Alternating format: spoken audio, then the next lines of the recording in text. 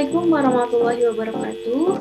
Perkenalkan, nama saya Vicky Kamelia dengan NIM 140142030 dari Program Studi Pendidikan Guru Sekolah Dasar.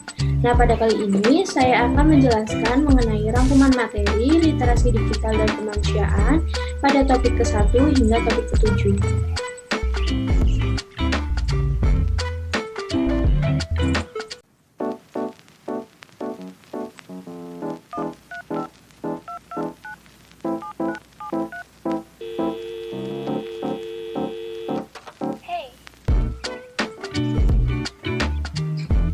Nah, materi yang ada pada topik 1 hingga topik 7 ini, yang pertama ada hubungan manusia dan teknologi, yang kedua ada dampak positif dan negatif teknologi, yang ketiga konsep dan pemanfaatan Internet of Things dan Big Data, yang keempat ada konsep dan pemanfaatan Artificial Intelligence, yang kelima ada konsep dan pemanfaatan e-commerce, yang keenam ada etika dunia cyber, dan yang terakhir ada aturan hukum tentang informasi dan transaksi elektronik.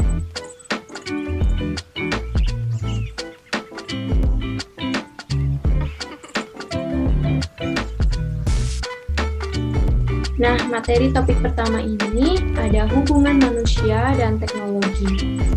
Manusia tidak dapat lepas dari teknologi. Menurut Paul W. Ford, teknologi adalah ilmu terapan yang telah dikembangkan lebih lanjut dan memiliki perangkat keras dan perangkat lunak yang merupakan manifestasi kekuasaan terhadap alam, manusia, dan kebudayaannya. Teknologi pada hakikatnya meliputi paling sedikit 7 unsur, yaitu alat-alat produktif, senjata, wadah, makanan dan minuman, pakaian dan perhiasan, tempat berlindung dan perumahan, serta alat-alat transportasi. Nah, teknologi di sini merupakan salah satu upaya untuk mempermudah manusia dalam memenuhi kebutuhan dan kepuasannya.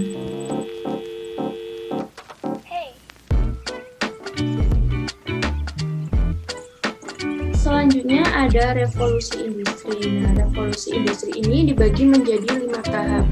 Yang pertama ada revolusi industri 1.0. Nah, revolusi ini disebut sebagai masyarakat pemburu dengan adanya hidup berdampingan dengan alam.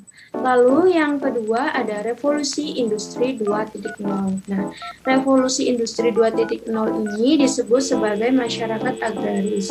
Pada revolusi ini terjadi pengembangan sistem irigasi dan perkembangan pemukiman. Selanjutnya ada revolusi industri 3.0. Nah, pada revolusi ini masyarakat industri, penggunaan mesin dan produksi massal. Lalu selanjutnya ada revolusi industri 4.0. Pada revolusi ini disebut sebagai masyarakat informasi dengan adanya penggunaan komputer dan teknologi informasi. Lalu yang terakhir ada revolusi industri 5.0, disebut sebagai masyarakat super cerdas.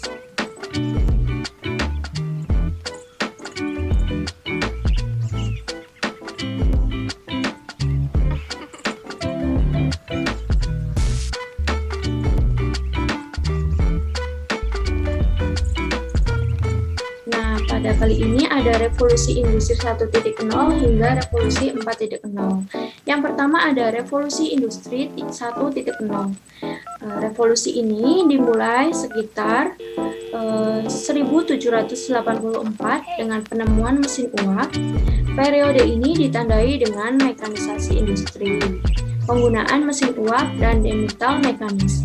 Lalu selanjutnya ada revolusi industri 2.0, dimulai sekira 1870, dimulai dengan penggunaan listrik, munculnya lini produksi dan perkembangan transportasi secara masif. Lalu selanjutnya ada revolusi industri 3.0. Nah, revolusi industri 3.0 ini dimulai sekira tahun 1969. Dikenal dengan istilah revolusi digital. Ciri utamanya adalah mulai dikenal otomatisasi, elektronisasi, dan penggunaan komputer. Lalu yang terakhir ada revolusi industri 4.0, berawal pada abad 21, dikenal Cyber Physical System atau CPS, yang merupakan integrasi antara single system, komputasi, dan juga network atau komunikasi.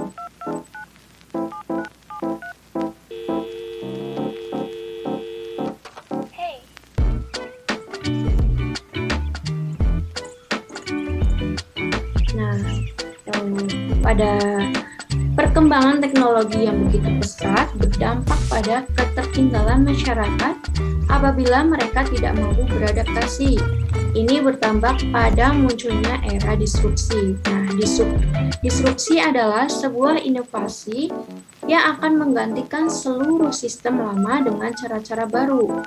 Disrupsi berpotensi menggantikan pemain-pemain lama dengan yang baru. Nah, disrupsi menggantikan teknologi lama yang serba fisik dengan teknologi digital yang menghasilkan sesuatu yang benar-benar baru dan lebih efisien juga lebih bermanfaat.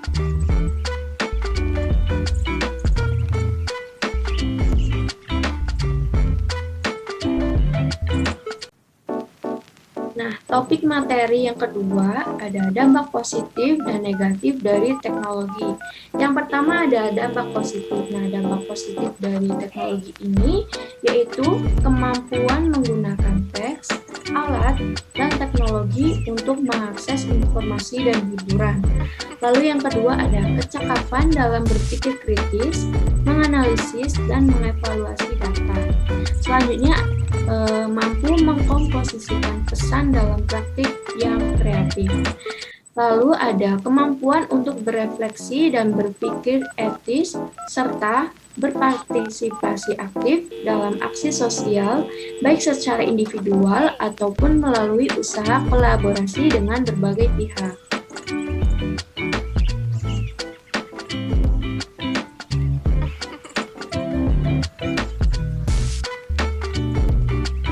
Selanjutnya ada dampak negatif kemajuan teknologi. Nah, dampak negatif kemajuan teknologi ini dibagi menjadi 3, yaitu ada keamanan digital, kualitas hidup, dan bidang politik dan ekonomi. Nah, pada keamanan digital ada serangan dunia maya, pencurian informasi dan identitas, serta manipulasi data digital. Lalu pada dampak negatif pada kualitas hidup, yaitu terdapat pada lingkungan hidup, masalah mental, dan masalah produktivitas kerja. Lalu pada bidang politik dan ekonomi terdapat pembunuh pekerjaan.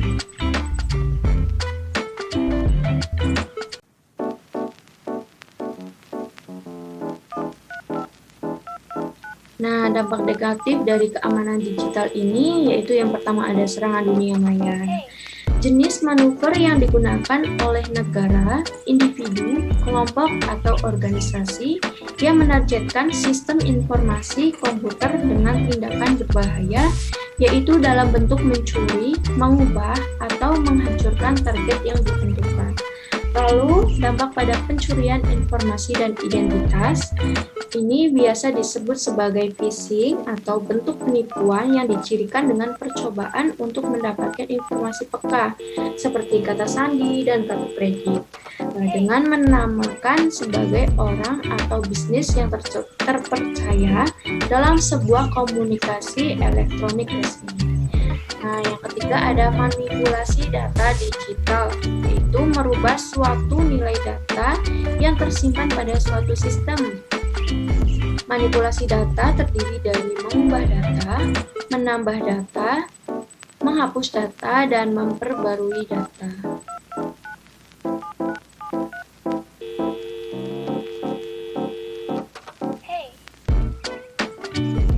Lalu dampak negatif pada kualitas hidup ini terdapat pada lingkungan hidup ini munculnya sampah sampingan dari teknologi, lalu masalah mental yaitu antisosial dan kecanduan seperti kecanduan game online. Lalu yang ketiga ada masalah produktivitas kerja. Nah, misalnya pada penggunaan PC untuk keperluan kerja, jika tidak digunakan dengan baik, maka akan menjadi tidak tepat. PC yang seharusnya dipakai untuk bekerja, tetapi dipakai untuk membuka media atau situs yang tidak seharusnya.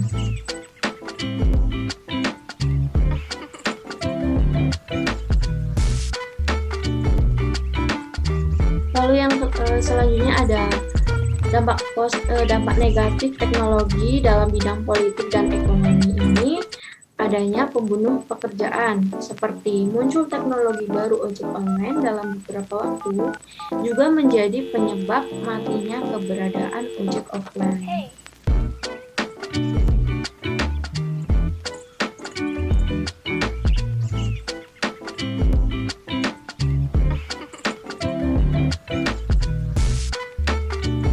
Nah, materi topik yang ketiga ini ada konsep dan pemanfaatan Internet of Things dan Big Data.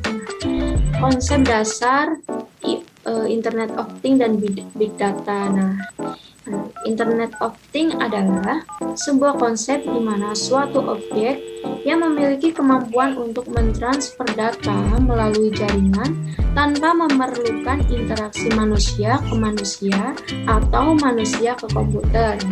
Internet of Things telah berkembang dari konvergensi teknologi nirkabel, microelectromechanical system atau MIMS, dan internet. Lalu ada Big Data. Nah, Big Data adalah istilah yang menggambarkan volume data yang besar, baik data yang terstruktur maupun data yang tidak terstruktur.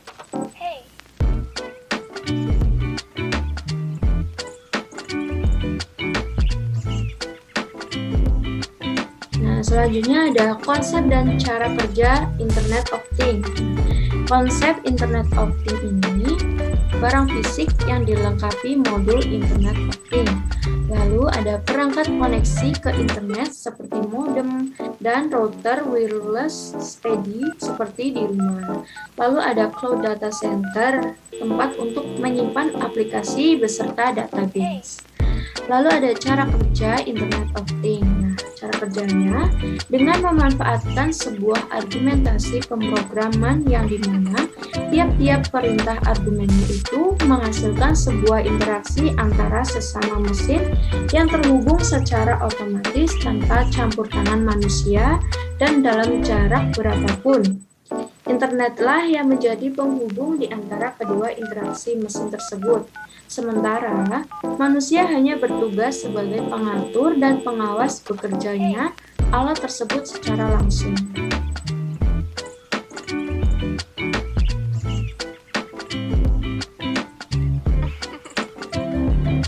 Nah, yang selanjutnya ada konsep Big Data. Konsep Big Data ini terdiri dari volume, kecepatan, variasi, variabilitas, dan kompleksitas. Yang pertama ada volume. Organisasi mengumpulkan data dari berbagai sumber, termasuk transaksi bisnis, media sosial, dan informasi dari sensor atau mesin. Lalu yang kedua ada kecepatan. Aliran data harus ditangani dengan secara cepat dan tepat, bisa melalui hardware maupun software. Teknologi hardware seperti tag RFID, sensor pintar lainnya juga dibutuhkan untuk menangani data yang real time. Lalu ada variasi. Data yang dikumpulkan mempunyai format yang berbeda-beda, mulai dari yang terstruktur, data numerik, data dalam database tradisional, data dokumen terstruktur teks, email, video, audio, transaksi keuangan, dan lain-lain. Lalu pada variabilitas. Nah, selain kecepatan pengumpulan data yang meningkat dan variasi data yang semakin beraneka ragam, arus data kadang tidak konsisten dalam periode tertentu. Salah satu contohnya adalah hal yang sedang tren di media sosial. Lalu ada kompleksitas. Nah, Big Data sangat dibutuhkan untuk memiliki korelasi antar data, hierarki, dan beberapa keterkaitan data lainnya atau data yang acak.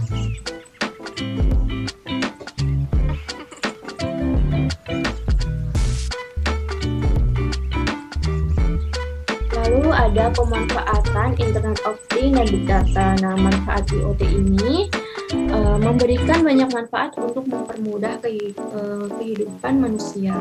Penerapan Internet of Things banyak diimplementasikan pada bermacam bidang. Adapun manfaat dari hasil penerapan Internet of Things antara lain pertanian, energi, lingkungan, transportasi, otomatisasi rumah, medis, dan kesehatan. Lalu ada manfaat dari Big Data. Yang pertama ada dapat menentukan penyebab suatu masalah kegagalan secara real time, pengambilan sebuah keputusan yang cerdas dan tepat, mendeteksi sebuah anomali atau perilaku yang menyimpang dalam struktur bisnis Anda. Lalu dapat mengurangi biaya, waktu, dan meningkatkan performa produk aplikasi.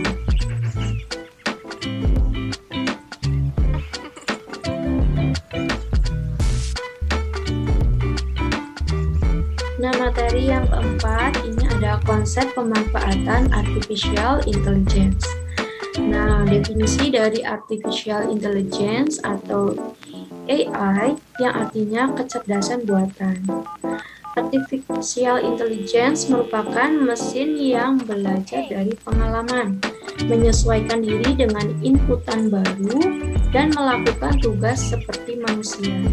Lalu tujuan dari AI ini dapat membuat mesin menjadi lebih pintar, memahami apa itu kecerdasan, dan membuat mesin lebih bermanfaat.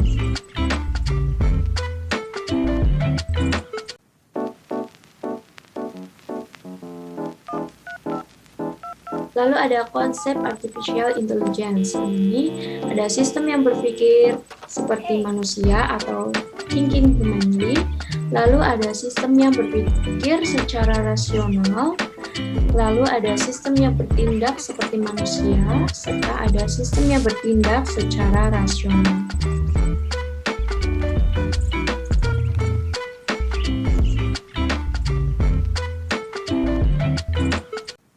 Selanjutnya ada pemanfaatan artificial intelligence. Yang pertama ada untuk mengotomasi pembelajaran secara berulang melalui data, untuk menambah kecerdasan, dapat beradaptasi melalui algoritma progresif.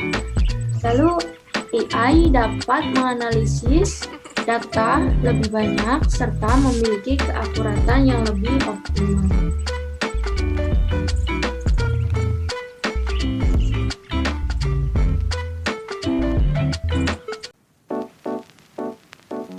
Nah, topik materi yang kelima ada konsep dan pemanfaatan e-commerce.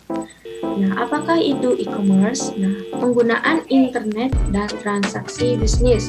Lalu secara formal, yaitu transaksi komersial yang tersedia secara digital antara lintas organisasi atau perusahaan maupun individu. Selain e-commerce juga ada e-business, yaitu digitalisasi transaksi dan proses yang terjadi di dalam perusahaan, melibatkan sistem informasi yang dikendalikan oleh perusahaan. Tidak termasuk transaksi komersial yang melibatkan pertukaran nilai di luar organisasi atau perusahaan.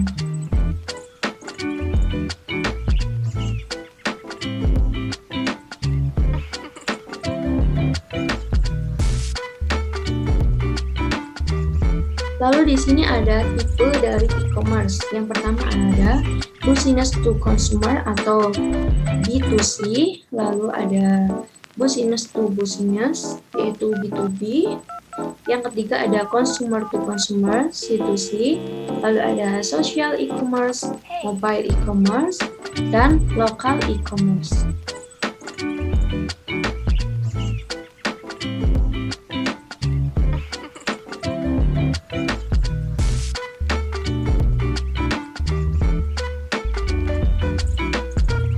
Lalu ada 8 kunci model bisnis e-commerce. Yang pertama ada value proposition atau proposisi nilai, modal pendapatan, kesempatan pasar, lingkungan kompetitif, keunggulan bersaing, lalu ada strategi pasar, pengembangan organisasi, dan tim manajemen.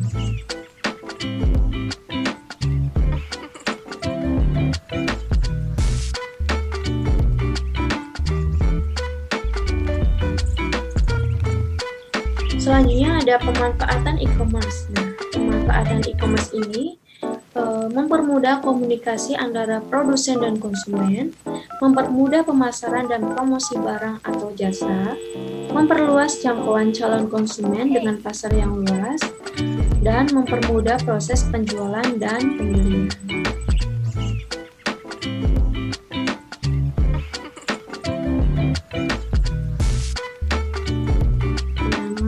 Materi topik yang keenam ini ada etika dunia cyber. Panduan dasar dalam menggunakan media sosial ini yaitu yang pertama, menjaga privasi, jaga keamanan akun, menghindari hoax, menyebarkan hal yang positif dan gunakan seperlunya.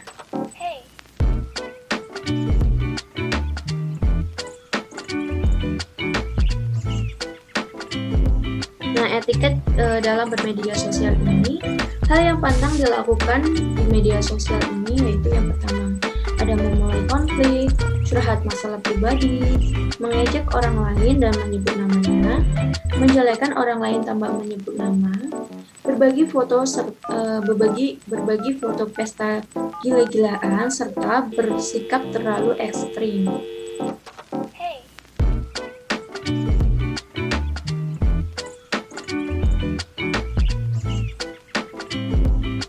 Lalu ada tips sederhana penggunaan media sosial.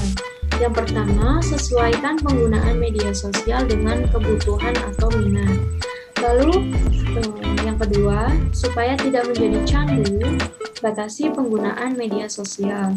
Dan yang ketiga, apabila kebiasaan untuk sekadar melihat laman home media sosial seperti Facebook, Twitter, dan Instagram sulit dihilangkan, cobalah alokasikan waktu luang singkat.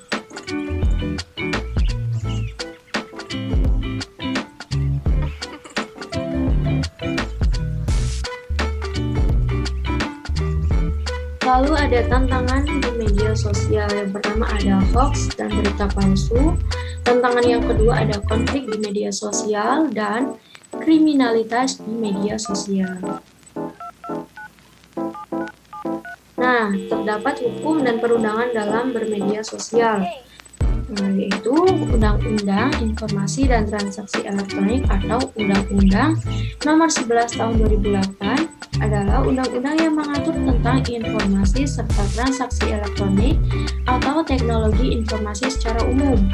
Undang-undang ini memiliki yurisdiksi yang berlaku untuk setiap orang yang melakukan perbuatan hukum sebagaimana diatur dalam undang-undang, baik yang berada di wilayah hukum Indonesia maupun di luar wilayah hukum di Indonesia, yang memiliki akibat hukum di wilayah hukum Indonesia dan atau di luar hukum Indonesia dan merugikan kepentingan Indonesia. Lalu terdapat pemanfaatan internet secara bijak ini. Salah satu penggunaan internet secara bijak adalah dengan menghindari plagiasi. Nah, plagiasi ini terjadi salah satunya jika kita tidak memberikan sumber kutipan dan referensi dari gagasan orang lain yang kita tulis dalam tulisan kita. Ini seringkali terjadi karena kelalaian dalam melakukan sitasi.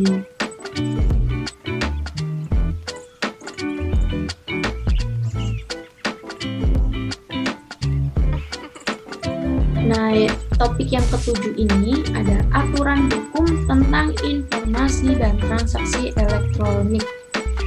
Nah, pertama ada hubungan hukum dan teknologi. Nah, perubahan teknologi ini dapat menjaga ketertiban masyarakat, namun masih membutuhkan aturan hukum.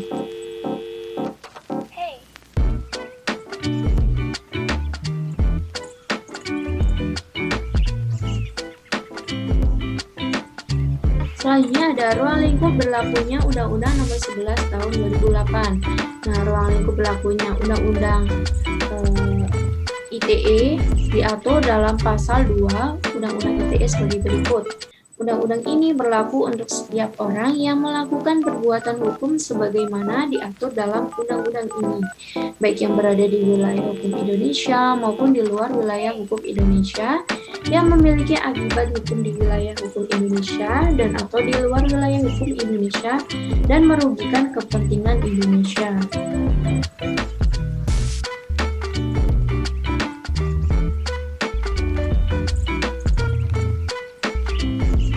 Lalu Kedua, ada asas dan tujuan pemanfaatan teknologi. Yang pertama ada asas, terdiri dari asas kepastian hukum, asas manfaat, asas kehati-hatian, asas etikat baik, dan asas kebebasan memilih teknologi atau netral teknologi. Lalu pemanfaatan dari teknologi ini dapat mencerdaskan kehidupan bangsa sebagai bagian dari masyarakat informasi dunia. Yang kedua, dapat mengembangkan perdagangan dan perekonomian nasional dalam rangka meningkatkan kesejahteraan masyarakat. Yang ketiga, dapat meningkatkan efektivitas dan efisiensi pelayanan publik. Yang keempat, dapat membuka kesempatan seluas-luasnya kepada setiap orang untuk memajukan pemikiran dan kemampuan di bidang penggunaan dan pemanfaatan teknologi.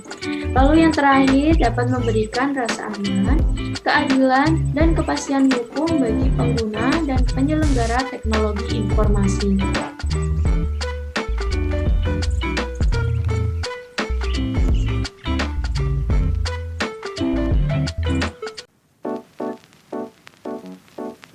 Nah, sekian penjelasan dari saya.